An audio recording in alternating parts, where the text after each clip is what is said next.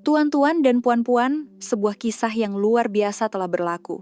Adakah ini sebuah cerita yang terjadi di bumi yang sama? Bagi saya, yang telah bekerja selama 40 tahun dengan gaji bulanan hanya 10.000 taka kira-kira Rm400, ia sesuatu yang mustahil untuk dipercayai. Ini adalah luahan pertama Puan Fatimah Begum, seorang bekas pekerja kilang jut dari Bangladesh yang berusia 78 tahun, setibanya di lapangan terbang antara bangsa Kuala Lumpur, KLIA. Seumur hidupnya, beliau tinggal dalam kemiskinan tegar di sebuah kawasan setinggan di Dhaka, bekerja 12 jam sehari di kilang jut. Kini, beliau bersama 9 warga emas Bangladesh yang lain dalam perjalanan ke Arab Saudi untuk menguruskan permit kerja anak-anak mereka, menaiki kapal terbang buat pertama kalinya. Namun, disebabkan sekatan kemasukan yang mendadak, semua penerbangan digantung dan mereka terpaksa membuat pendaratan kecemasan di Klia. Tuan-tuan dan puan-puan tahu tak? Saat warga emas ini, yang menyarak keluarga dengan pendapatan harian sekitar 300 taka kira-kira 12, menjejakkan kaki ke bumi Malaysia, mereka seolah-olah hilang pertimbangan realiti. Kejutan melihat air jernih mengalir keluar dari pipe, minuman dari mesin layan diri yang boleh dibeli dengan hanya beberapa ringgit, dan yang paling penting, layanan mesra yang menganggap mereka sebagai manusia walaupun mereka warga asing yang miskin. Saya bekerja di kilang selama 40 tahun dan tidak pernah tahu ada tempat di dunia ini di mana manusia dilayan dengan begitu baik. Ya Tuhan, mengapa kami tidak dilahirkan di sini? Kata-kata Puan Salina Khatun, seorang suri rumah, sambil mengesat air mata, telah menggegarkan media Bangladesh. Apa sebenarnya yang mereka lihat di Malaysia? Mengapa mereka, yang tidak pernah mengenali kehidupan selain kemiskinan, mula memanggil Malaysia sebagai tempat seperti surga? Kini, saya, Rashid Hassan, sebagai juru bahasa yang mengiringi mereka, akan menceritakan pengalaman ajaib selama 5 hari ini berdasarkan kesaksian saya. Sebelum saya bermula, sila berikan like dan langgan saluran ini. Ia akan menjadi pendorong yang hebat untuk saya terus berkongsi kisah-kisah menakjubkan dari Malaysia. Apa kabar semua? Saya Rashid Hassan, seorang juru bahasa yang telah berulang-alik antara Dhaka dan Kuala Lumpur selama 8 tahun. Ayah saya pernah menjadi pekerja kilang jut di Bangladesh, jadi saya membesar dalam persekitaran kemiskinan yang sama seperti warga emas ini. Pada hari itu, saya menerima satu permintaan interpretasi yang istimewa. 10 orang warga emas Bangladesh dari kawasan setinggan di Dhaka sedang dalam perjalanan ke Arab Saudi untuk urusan permit kerja anak-anak mereka. Kebanyakan mereka adalah bekas pekerja kilang jut dengan purata umur 73 tahun. Mereka tidak pernah keluar negara, dan ini adalah kali pertama mereka menaiki kapal terbang. Ketua rombongan ialah Encik Abdul Karim, 75 tahun. Beliau bekerja di kilang jut selama 45 tahun dengan pendapatan sekitar 8.000 taka kira-kira 320 sebulan. Beliau menyara 6 sekeluarga dengan perbelanjaan harian kurang dari 200 taka.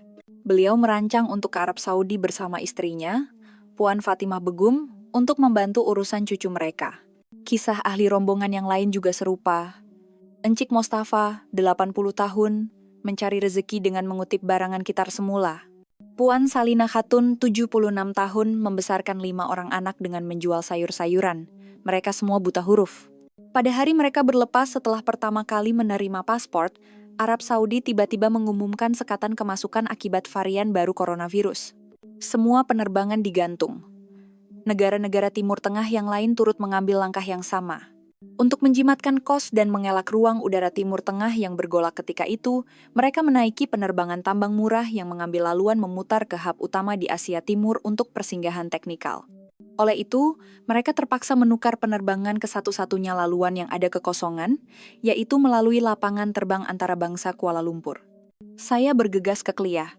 Ketika saya menunggu di pintu ketibaan, warga emas yang keluar kelihatan bingung sepenuhnya. Mereka terpegun dengan sais, kecerahan, dan yang paling penting, kebersihan lapangan terbang itu. Perkataan pertama Encik Karim ialah, "Adakah ini benar-benar sebuah lapangan terbang? Ia seperti sebuah istana." Lapangan terbang di Dhaka usang dan suram, manakala KLIA dengan dinding kacanya yang berkilauan kelihatan seperti dunia lain bagi mereka.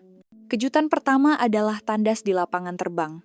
Puan Fatimah masuk ke tandas dan keluar 5 menit kemudian sambil menangis. Airnya jernih, lantai dan dindingnya bersih seperti cermin. Bagaimana saya boleh menggunakan tandas di tempat sebegini? Beliau berasa sangat terharu. Mangkuk tandas dengan sistem pam otomatik, pipe air otomatik, dan mesin pengering tangan adalah pengalaman pertama bagi mereka. Di kawasan setinggan Dhaka, Kemudahan sanitasi tidak sempurna dan tandas awam biasanya sangat kotor. Kebersihan sebegini di luar pemahaman mereka.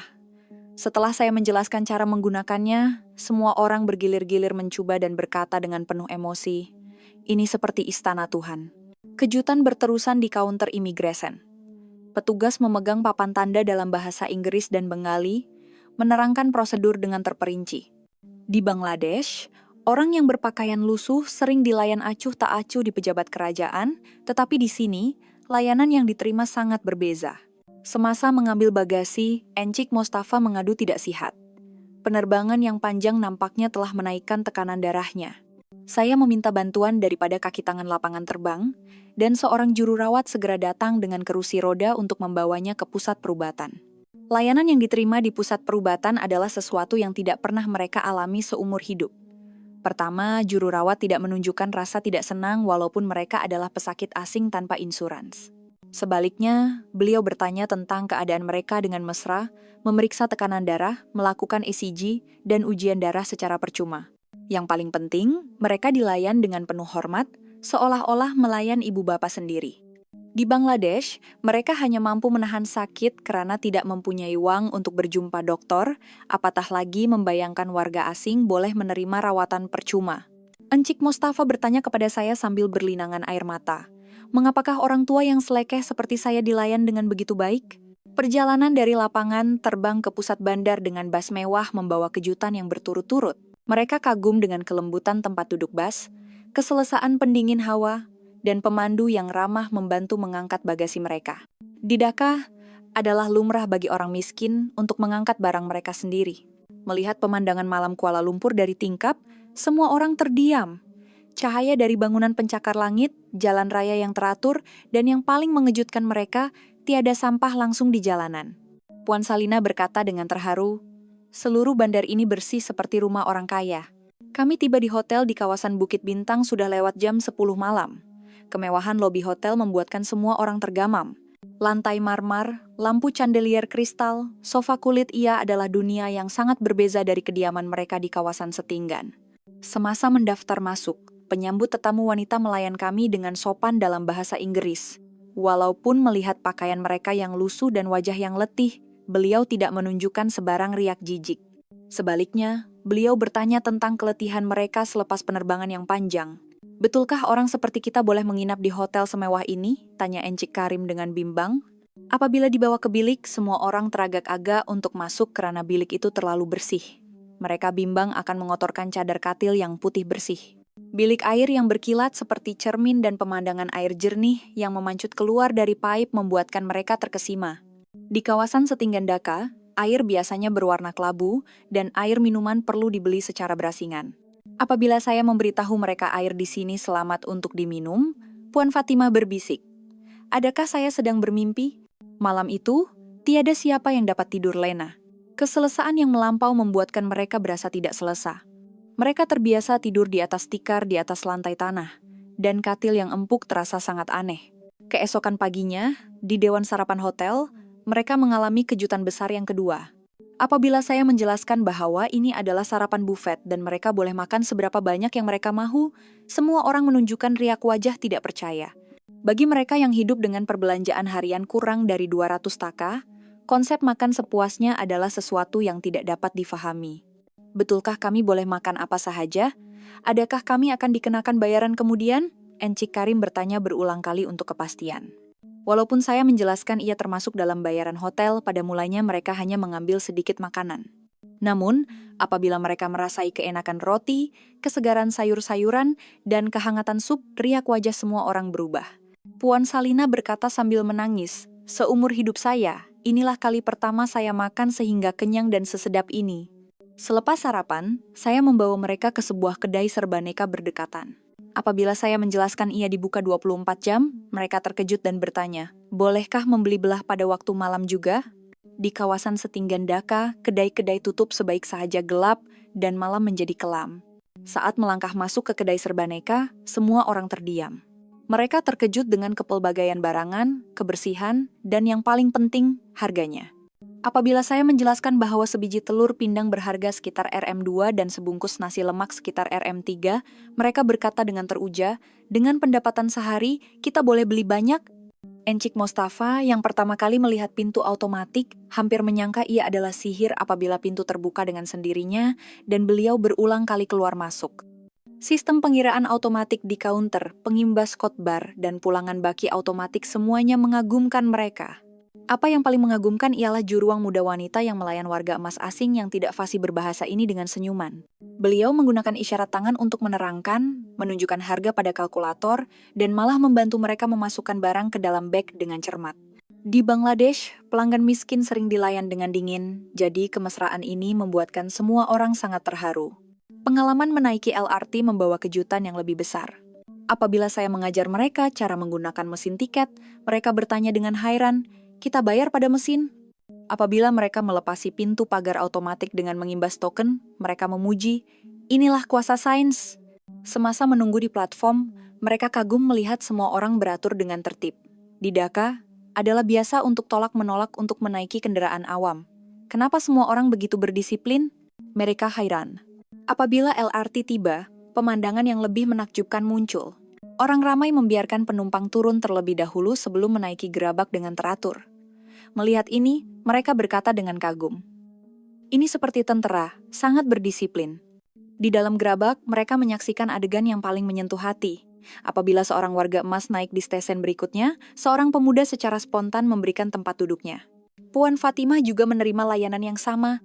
Seorang pelajar lelaki yang kelihatan seperti pelajar sekolah menengah tersenyum dan memberikan tempat duduknya, malah bertanya kabar sehingga stesen di mana beliau turun. Puan Fatimah berkata sambil mengesat air mata, orang muda di sini sangat mengambil berat tentang orang tua. Di Bangladesh, walaupun budaya menghormati orang tua wujud, ia sukar diamalkan dalam keadaan kemiskinan. Mereka juga terkejut dengan kebersihan tren. Tiada kotoran pada tempat duduk, tiada sampah di lantai, dan tiada bau yang tidak menyenangkan di dalam gerabak. Mereka bertanya berulang kali, adakah ia dibersihkan setiap hari? Di persimpangan sibuk Bukit Bintang, mereka terpegun dengan jumlah orang ramai tetapi pada masa yang sama terharu dengan keteraturannya. Melihat orang ramai mematuhi lampu isyarat dan saling memberi laluan untuk mengelak perlanggaran, mereka berkata dengan heran, begitu ramai orang, tetapi tiada pergaduhan. Untuk makan tengah hari, kami masuk ke sebuah kedai nasi campur. Menu dengan gambar memudahkan warga emas yang buta huruf untuk membuat pesanan. Apabila hidangan nasi campur berharga 15 dihidangkan, semua orang terkesima. Hidangan itu mengandungi nasi, sup sayur, ikan bakar, sayur campur, dan sambal. Dengan lauk sebanyak ini, harga ini, mereka tidak percaya. Di Bangladesh, hidangan setaraf ini memerlukan pendapatan sehari suntuk. Rasanya juga hebat, terutamanya keenakan nasi putih yang membuatkan semua orang terharu. Alangkah baiknya jika dapat makan nasi sesedap ini setiap hari, bisik Puan Fatimah. Semasa makan, pemilik kedai mengambil berat tentang keadaan warga emas dan beberapa kali datang menambah air untuk mereka. Walaupun tidak memahami bahasa, keikhlasan hatinya terasa. Semasa membayar, pemilik kedai memulangkan baki dengan tepat dan mengucapkan terima kasih dengan mesra. Pada sebelah petang, kami berjalan-jalan di taman. Melihat kehijauan yang luas di taman KLCC, mereka bertanya dengan kagum. Ada kawasan semula jadi sebesar ini di tengah-tengah bandar? Dan ia percuma untuk sesiapa sahaja. Ini sangat menghairankan mereka. Apabila mereka menemui peralatan senaman di taman, mereka mendekatinya dengan rasa ingin tahu. Apabila saya menjelaskan bahwa peralatan kecergasan ini percuma untuk digunakan, mereka berkata dengan terharu, orang yang tidak kaya pun boleh bersenam. Encik Mostafa mencobanya dan berkata dengan gembira, saya rasa badan saya menjadi lebih ringan. Sekali lagi mereka kagum dengan kebersihan tandas di taman. Mereka tidak percaya kemudahan awam boleh dijaga dengan begitu bersih. Siapa yang membersihkannya? Mengapa tiada siapa yang merosakkannya? Mereka bertanya bertubi-tubi. Menjelang senja, kami pergi ke sebuah pasar raya. Kepelbagaian makanan dan harga yang murah membuatkan semua orang terdiam. Sesikat pisang berharga 5, sekotak susu 1 liter berharga 7, sepapan telur berharga Rm12. Dari sudut pandang kos sara hidup di Bangladesh, ini sangat murah. Kenapa begitu murah? Kita boleh makan sampai kenyang, kata mereka dengan teruja. Di bahagian makanan sejuk beku, melihat pelbagai jenis makanan sedia dimasak, mereka memuji dengan kagum, wanita yang bekerja pun boleh menyediakan makanan dengan mudah. Sistem pengiraan otomatik di counter, sistem kad keahlian, galakan menggunakan bag beli belah mesra alam semuanya adalah kejutan yang baru. Layanan sopan kaki tangan juga merupakan pengalaman baru bagi mereka. Pada pagi hari ketiga, berlaku satu kecemasan. Encik Karim rebah karena sakit dada. Paramedik mengendalikan pesakit warga emas asing ini dengan cekap dan hormat. Sambil memberi penjelasan ringkas dalam bahasa Inggris, mereka melakukan rawatan yang diperlukan dan bersiap sedia untuk ke hospital. Peralatan yang lengkap di dalam ambulans membuatkan semua orang kagum. Alat pemantauan yang boleh terus digunakan semasa dalam perjalanan, bekalan oksigen, dan yang paling penting, kepakaran teknikal paramedik membuatkan mereka sangat terharu. Setibanya di hospital, kejutan yang lebih besar menanti mereka. Jabatan kecemasan bersih dan terang seperti lobi hotel. Terdapat kaunter pendaftaran khas untuk pesakit asing dan perkhidmatan juru bahasa diatur dengan pantas. Apa yang paling mengejutkan mereka ialah kaki tangan perubatan melayan warga emas miskin tanpa insurans dan uang ini dengan layanan yang sama rata. Dokter bertanya tentang simptom dengan teliti. Juru rawat memberi semangat dengan mesra. Pemeriksaan juga dilakukan dengan cepat. ECG, ujian darah, dan X-ray dada selesai dalam masa 30 menit dan keputusannya diterangkan dengan segera. Mujurlah, ia bukan penyakit jantung yang serius, tetapi gejala sementara yang disebabkan oleh keletihan dan tekanan. Penjelasan mengenai obat-obatan juga disertakan dengan helaian arahan yang diterjemahkan dan mereka diajar dengan teliti. Apa yang lebih mengejutkan ialah jumlah bil. Cash rundingan kecemasan, pemeriksaan dan obat-obatan hanya berjumlah kira-kira separuh daripada pendapatan bulanan di Bangladesh. Encik Karim bertanya dengan heran, kenapa begitu murah? Di Bangladesh, untuk mendapatkan rawatan setaraf ini, kosnya berkali-kali ganda pendapatan bulanan. Tambahan pula, mereka tidak dikenakan bayaran tambahan karena menjadi warga asing. Semasa meninggalkan hospital, seorang juru rawat berkata kepada mereka dalam bahasa Melayu, jaga diri baik-baik. Kehangatan kata-kata itu sangat menyentuh hati semua orang. Kenapa kami, yang berbeza bangsa dan bahasa, dilayan dengan begitu baik? Puan Fatimah menitiskan air mata. Pada hari keempat, kami melawat kawasan lama di Kuala Lumpur. Berjalan di sekitar Jalan Petaling, mereka tertarik dengan kedai-kedai craft tradisional di sepanjang jalan. Melihat pengrajin membuat barangan dengan tangan, mereka merasakan Malaysia juga mempunyai budaya pertukangan tangan dan berasa dekat di hati. Di sebuah kedai, seorang pakcik tua menjelaskan tentang barangannya dalam bahasa Inggris yang mudah. Sebagai sesama warga emas, wujud satu jalinan komunikasi yang melangkaui bahasa di antara mereka. Pakcik itu, walaupun tahu mereka adalah pelawat miskin dari negara asing, tetap melayan mereka dengan hormat. Makan tengah hari di sebuah kedai makanan laut tempatan. Kami duduk di kaunter di mana kami boleh melihat tukang masak beraksi di hadapan kami. Kawalan api, masa, hiasan hidangan semuanya penuh dengan seni. Memasak juga satu seni, puji Encik Mostafa. Selepas makan, kami berjalan di sepanjang tebing sungai. Melihat air sungai yang bersih dengan ikan berenang di dalamnya, mereka sangat terkejut karena sungai-sungai di Dhaka sangat tercemar sehingga tiada hidupan boleh tinggal. Kenapa ia begitu bersih? Mereka bertanya berulang kali. Di sebuah taman berhampiran, mereka melihat sekumpulan warga emas sedang berlatih tai chi. Melihat mereka, walaupun sudah tua, masih bertenaga bersenam dan bergembira bersama rakan-rakan, semua orang memandang dengan iri hati. Alangkah baiknya jika dapat menikmati usia tua seperti ini, bisik Puan Salinah. Pada pagi hari kelima, berita baik tiba. Sekatan kemasukan Arab Saudi telah dilonggarkan. Mereka boleh pulang. Namun, riak wajah semua orang bercampur baur. Pengalaman di Malaysia terlalu indah dan mereka menjadi sangat berat hati untuk pulang. Dalam perjalanan ke lapangan terbang, semua orang terus memandang keluar tingkap.